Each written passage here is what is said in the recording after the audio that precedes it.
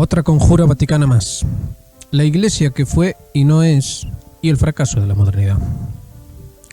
Terminado ya el funeral de Benedicto XVI, salió en prensa la noticia de una nueva conjura vaticana. Esta vez son los dichos tradicionalistas que supuestamente preparan un golpe contra Francisco. Desde los tiempos del Concilio Vaticano II se escucha una y otra vez la misma música. De manera literal, queremos decir. Los años pasan, pero la música que se escucha es la misma, la de los años 60. En las noticias se nos habla de este o aquel importante rockero, y por supuesto ya rockeaban los años 60. Muchas de esas noticias son de decesos, lo cual es natural, puesto que, al igual que Benedicto XVI, son ya auténticos ancianos. Pero en su juventud eran revolucionarios, rockeaban. Era, como se dice en España, guays. Construían un mundo mejor, un mundo de amor, en el que ya no habría desigualdades sociales, ni guerras, ni hambre. Pues bien, aquí estamos en el futuro, y el mundo ni es mejor, ni hay amor. Las desigualdades sociales son mayores, y la guerra asola de nuevo Europa. En cuanto al hambre, las llamadas colas del hambre no paran de crecer. Sin embargo, las gentes siguen escuchando aquella música, siguen gobernadas por aquella misma gente. Hagan cálculos, si no quieren tomarse la molestia de investigar.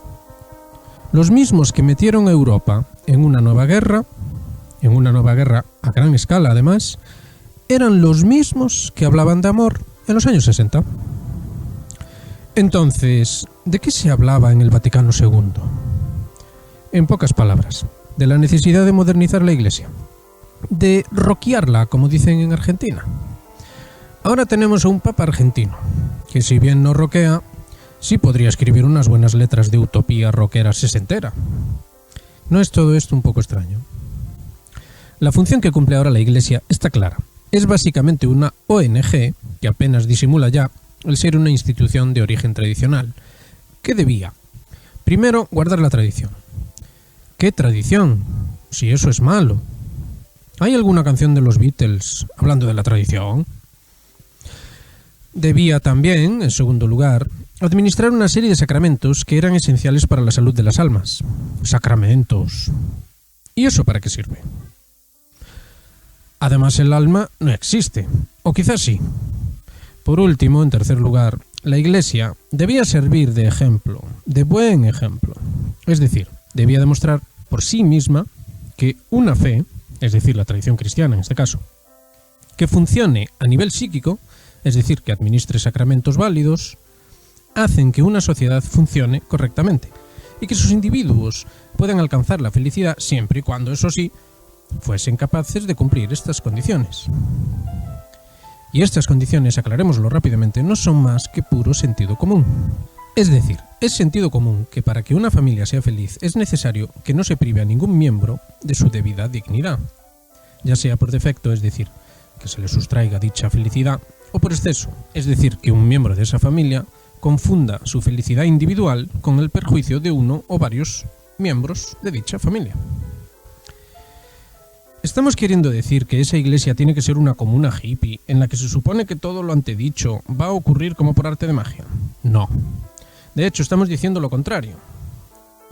Es así, con ese batiburrillo de despropósitos, como se perdió la iglesia. La iglesia tradicional no tenía más que garantizar lo que dijimos más atrás, es decir, tenía que garantizar que alguien que quisiese hacer el bien sin menoscabo de nadie pudiera, de hecho, hacerlo. Occidente cree que todo aquel sinsentido, ahora ya rancio de los años 60, le va a salvar, pero no lo hará. Es obvio, pero aún así las gentes no lo ven.